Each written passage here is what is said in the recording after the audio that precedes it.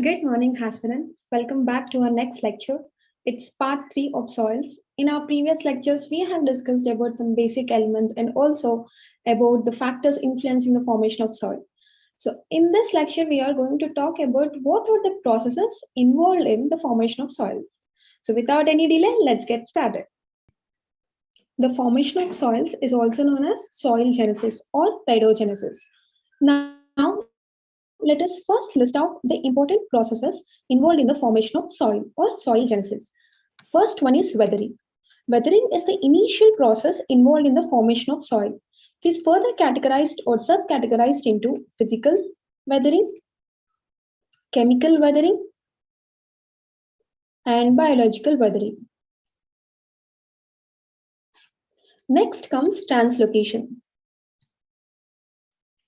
Translocation is nothing but movement of the nutrients or the soil particles within the soil profile from, I mean to say, between the horizons of the vertical soil profile.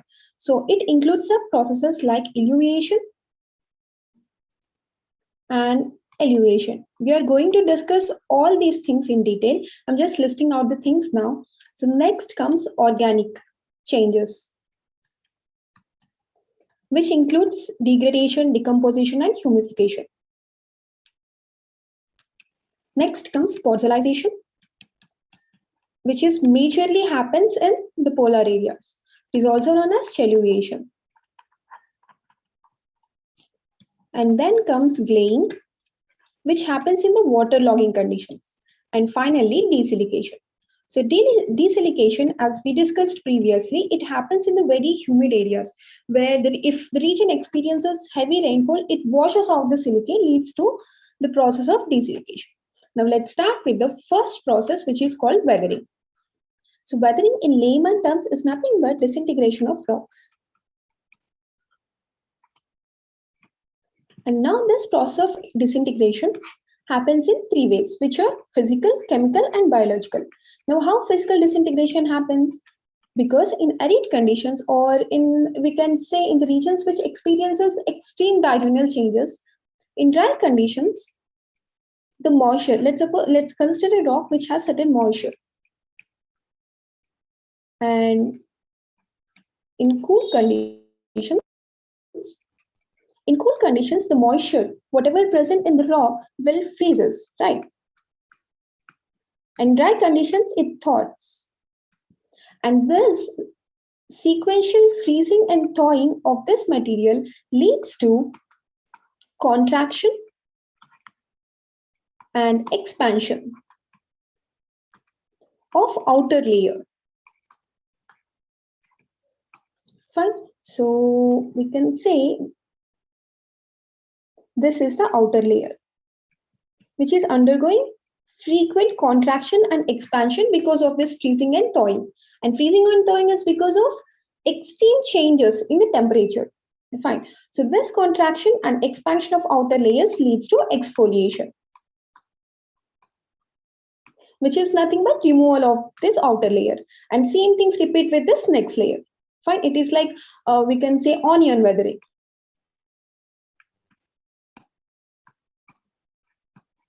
So this is about physical and mechanical disintegration. Now let's have a look at chemical disintegration. Chemical disintegration is nothing but dissolution. Dissolution of a rock, for example, limestone in the groundwater. And next comes biological weathering. So biological weathering is nothing but the weathering of rocks because of the biotic factors, mainly the vegetation. Let us consider a tree, large trees, which has deeper roots. Fine. So these strong roots will penetrate through the rocks, leads to disintegration of these rocks.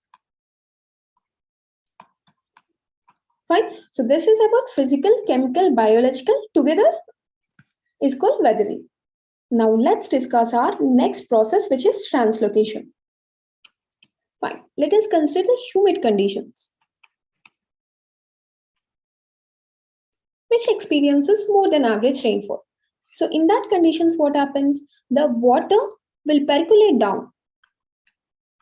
And this percolating water, along with it, carries humus or soil nutrients or bases, for example, that matter, to the downward layers of soil profile. For example, it will erode the materials in horizon A and horizon E, where actually what happens? Elevation happens, which gets deposited in the B layer. And this deposition process is called elevation.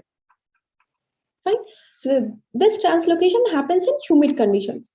What happens in the dry conditions or arid conditions?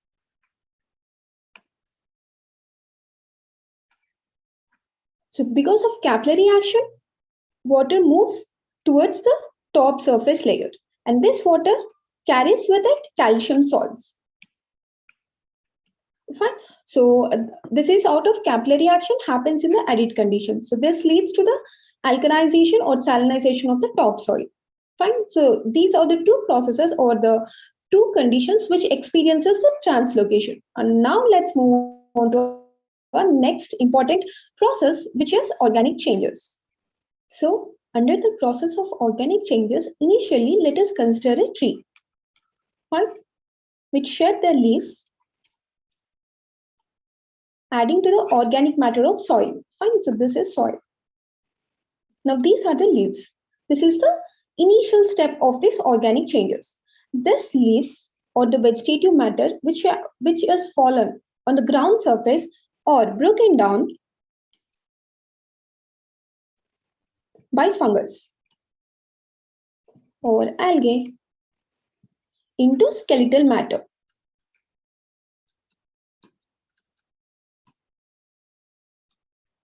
Fine. So this process is called degradation. Next, this skeletal matter is decomposed by bacteria, which leads to formation of dark amorphous humus.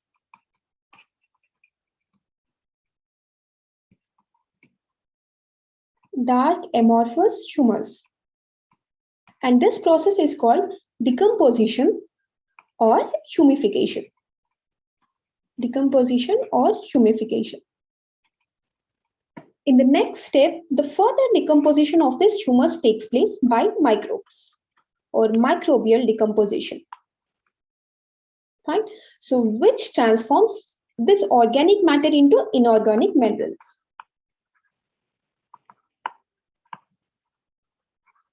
Fine. And this organic minerals is further added to the soil and then used by these plants. Fine. And the transformation of this organic matter into inorganic minerals by the microbial decomposition is called mineralization. So first what happens, the vegetative matter which is fallen from the trees will be broken down by the fungus and algae into skeletal matter, which is called degradation. And then that skeletal matter is decomposed by the bacteria into dark amorphous humus, which is called decomposition or humification. And finally, the further microbial decomposition of this humus converts whatever the organic matter we are talking about into inorganic minerals, which is called mineralization. And this inorganic minerals will be added to the soil and eventually utilized by the plants for its growth. So this is called organic changes. Now let's move on to our next process, which is called podalization. Fine. Okay. Before discussing about the podalization, let us have a discussion about the small concept which is called chelation or chelating agent. Fine. So mainly in the polar regions,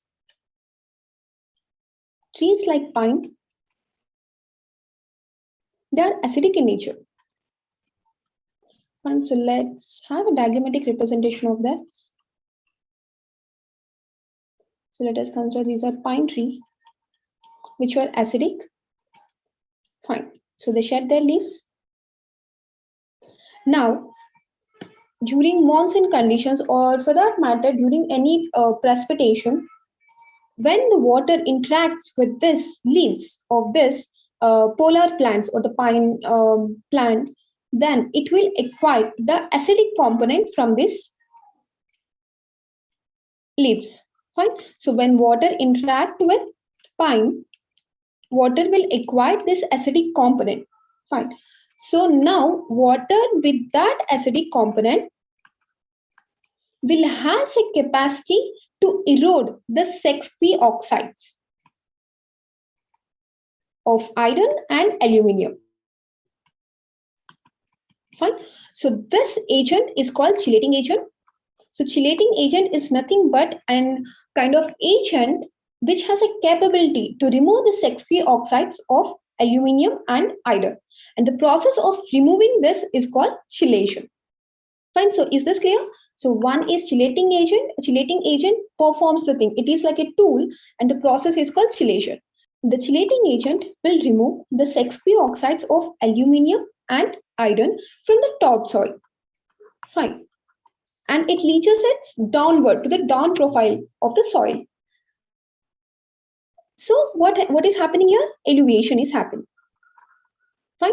So what was actually happened by removal of six-p oxides of aluminium and iron was chelation. So here it is elevation. So chelation plus elevation is nothing but cheluvation, which is also known as podsolization. So it is majorly happens in the polar areas. Fine. So this is one of the important process. We won't get it in the NCERT books, but it is important to know about at least the process, like basic process, what exactly the podsolization means or chelating agents mean. Next comes the glaying. The next important process is glaying. So in glaying, the water logging conditions with its anaerobic feature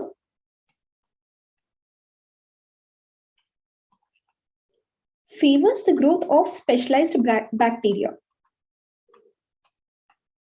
This bacteria will reduce the ferric iron into its soluble state, soluble ferrous state. Fine. Now this soluble ferrous state will lead to a dissolution of that iron, and the dissolved iron along with clay, thick impermeable layer, results in the formation of thick impermeable layer, which is called clay horizon. And this entire process is called glaying. Fine. It majorly occurs in the water table. Let us consider like this. This is a topsoil. This is a water table. So here comes the water table. Fine. So the soluble ferrous state of the iron leads to a dissolution of the iron and along with the clay. And after its dissolution, it will be leached down away. In technical terms, it will be elevated and then deposited in this below horizons of soil profile. And then they are deposited over this. And this soluble iron and the clay together will lead to formation of thick impermeable layer. Right? So this will divide water table into two zones. Right? So the upper zone of groundwater and also the below zone of groundwater. This is called clay horizon. And this process is called glaying. Fine. So let's move on to our last process, which is called desilication. We observe desilication mainly in the humid regions, which experiences heavy rainfall of greater than 250 centimeters. Now what happens because of this heavy precipitations, the water washes away silica, which is called desilication. Fine. So washes away silica, leaving behind the oxides of aluminium and iron. Fine. We found this as a part of laterite soil in the west coastal plains of India. Now, when we observe, desilication is completely opposite process to the podsolization. In podsolization, what happens? The chelating agents washes away or leaches down the six-p oxides of aluminium and iron, leads to the increase in the concentration of silica over top layers. Whereas in desilication, it is the washing away of silica, leaving behind the oxides of aluminium and iron. Fine. So now why is that so? It is because, as I said you, fossilization is majorly observed in the polar areas where the leaves as the acidic component, which leads to formation of chelating agent. So this chelating agent has the capacity to wash down the sexy oxides of aluminium and iron. Whereas in the tropical, like humid regions, generally we observe that in the tropical area, right? So in the tropical regions, the leaves are actually basic, we can say. So this basic condition does not favor the formation of chelating agent. Hence, it lacks the ability to erode the oxides of aluminium and iron. So which leads to increase in the concentration, leads in the process of desilication. Fine, sorry, it is desilication. So this is about weathering, translocation, organic changes, fossilization, claying, and desilication. So together, soil genesis. In our next video, we are talking about the types, characteristics, and the distribution or spatial distribution of Indian soil. If you like this video, please like, share, and subscribe to this channel. And stay home, stay safe. Thank you. Have a nice day.